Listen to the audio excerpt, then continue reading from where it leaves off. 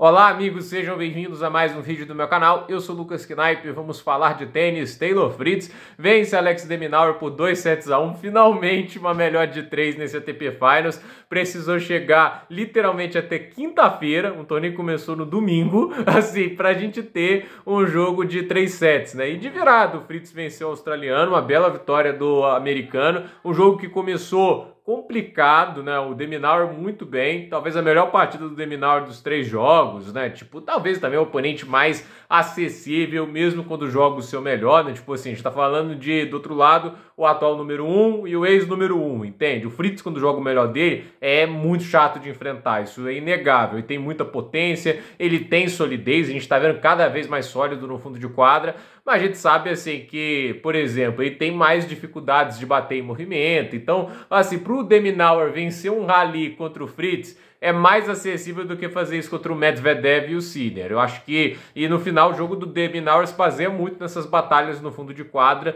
do que na conquista de pontos diretos. E assim, jogou bem, eu acho que foi uma partida muito boa, mas é o Fritz mostrando força mental, resiliência, suportando um momento ruim ali que começou no início do segundo set, né? Tipo, depois de ter perdido o primeiro, aí ele conseguiu pouco a pouco crescer na partida, machucar mais no fundo de quadra e ele foi sacando cada vez melhor, né? Porque quando a bola entrava ali em quadra na devolução, aí o jogo ficava muito no fundo de quadra, mas para mim é notável você fazer um paralelo do jogo da United Cup, né? Foi, acho que no fim do ano passado, né? Com esse, né? Porque o segundo jogo da temporada do Fritz foi contra o de Minaur e ele perde, se não me engano, por um duplo 6-4, né? E assim, muito do porquê. Na hora que chegava nas batalhas de fundo de quadra, o Fritz ele não conseguia um ataque de uma posição muito ideal, né? Ele não conseguia construir o ponto para ir para uma definição e na solidez ele perdia. Então, assim, mesmo que ele estivesse colocando muita devolução em quadra, na hora que ia para o fundo de quadra, o de Minaur ganhava a maior parte das batalhas. E assim, o primeiro set até começa um pouco mais desse jeito, mas nitidamente mais parelho, você vê que o Fritz aguenta mais, tem mais winners do Fritz também, então assim, pouco a pouco a gente vai vendo o jogo e a gente vê que o de Minaur ele melhora muito em relação aos últimos anos a questão de poder usar um pouco mais armas ofensivas como o backhand na paralela e na cruzada. Acho que o backhand dele é muito bom. Ainda acho que, assim, por não ser um cara hiperpotente, por exemplo, esse benefício do backhand, que ele pode usar a mão esquerda para gerar potência também e mais firmeza. Então ele consegue controle e velocidade. Então ele sabe usar isso bem. Com o forehand, ele tem bom direcionamento, mas ainda falta força e esse é o desafio que o de Minaur ainda tem que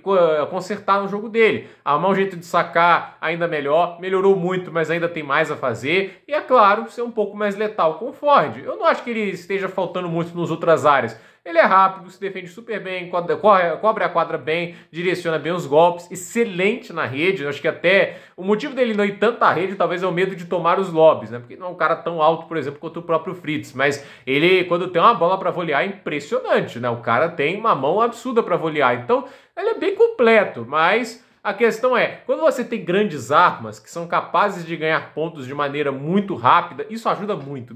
Assim, porque às vezes você está impedindo o cara de entrar dentro do ponto. Olha o game que o Fritz fecha o jogo, entende? 4 saques dificílimos de serem devolvidos. Então, o Fritz fez o trabalho dele, mas essa derrota de 7, ela acaba sendo um pouco escorregadia pelo quê? Que caso o Fritz, ele, tipo assim, o Medvedev vença o Sinner por 2-0, muito improvável. A última vez que isso aconteceu foi em Miami no ano passado, né? Quando o Medvedev venceu, acho que 7-5, 6-3, né? Já faz muito tempo que o Medvedev não ganha do Sinner em sets diretos. Mas caso isso aconteça, o Fritz fica de fora. Então perder um set hoje foi problemático, mas vamos ver o que acontece. Eu acredito assim, se o Sinner ganhar um set, o Fritz avança em segundo lugar. Então, eu acredito que só por isso ele já está um pouco mais confortável. E até uma coisa engraçada, sabe o que é? É que a gente vai ter uma possibilidade de ter quem na semifinal? Taylor Fritz e Alexander Zverev. Porque o Zverev no momento lidera o seu grupo. Se o Zverev ganhar do Alcaraz, só um set que for, ele vai ser o primeiro do grupo. Então, enfrentando ali o Fritz, ele tem que superar esse tabu, né, de 3 derrotas seguidas E olha, não acho, mesmo que o Zverev esteja jogando muito bem nesse fim de ano, né? Ele também estava jogando muito bem lá em Wimbledon, ele estava jogando bem no US Open antes de enfrentar o Fritz, né? É que assim, esse jogo, né? Tipo, o Fritz, quando ele tem um pouquinho de tempo para bater na bola, não corta tanto tempo de reação, né? Ele é sólido, né? E ele consegue machucar quando a bola sobra, né? E o Zverev, ele vai ter que conseguir sustentar essa bola profunda, rápida, né? E não é o que o Zverev gosta de fazer. O Zverev gosta, às vezes, de ter um pouco mais de tempo. As bolas dele nem sempre vão ser as mais rápidas. Ele é um construtor. Então, por isso que eu acho que o encaixe é chato, né? Porque o cara saca muito e no fundo de quadra ele tem recurso para incomodar, né? Tipo, eu acredito que esse é o tipo de jogo que o Zverev, assim, ele sente mais. Mas vamos ver, eu tô muito curioso, porque se tiver esses jogos, né, pelo menos assim, as semifinais e a final vai se desenhando para um lado mais positivo, né? Então, assim, o Fritz já no pior dos casos garante 400 pontos no ranking, o que é muito positivo, e tem uma boa possibilidade de ir às semifinais. O De Minaur sai zerado do Finals, ganha pelo menos um set. É aquele negócio, ele tá melhorando, eu acho que assim, ele tá, obviamente, hoje um tenista top 10, mas ainda falta algumas coisas para refinar um pouquinho mais no jogo dele. Nada impede dele conseguir isso. Ele é mais jovem que o Fritz, por exemplo. O Fritz tem 27,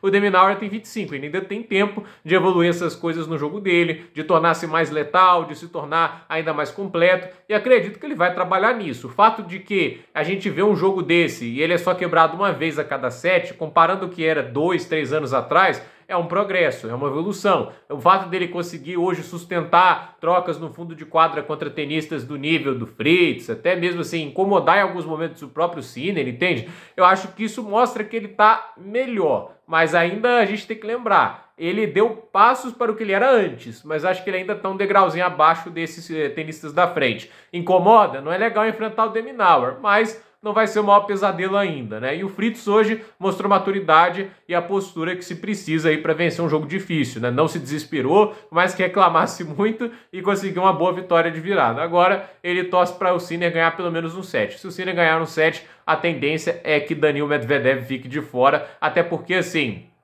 pelos critérios de desempate, aquele negócio todo lá, acho que no final acaba beneficiando o Taylor Fritz, né? Então, a ver o que acontece. Não sei se do saldo de games ainda teria alguma chance para o Daniil. Gente, por esse vídeo é isso. Dúvida nos comentários, deixe seu like, se inscreva no canal, compartilhe esse vídeo e até o próximo vídeo.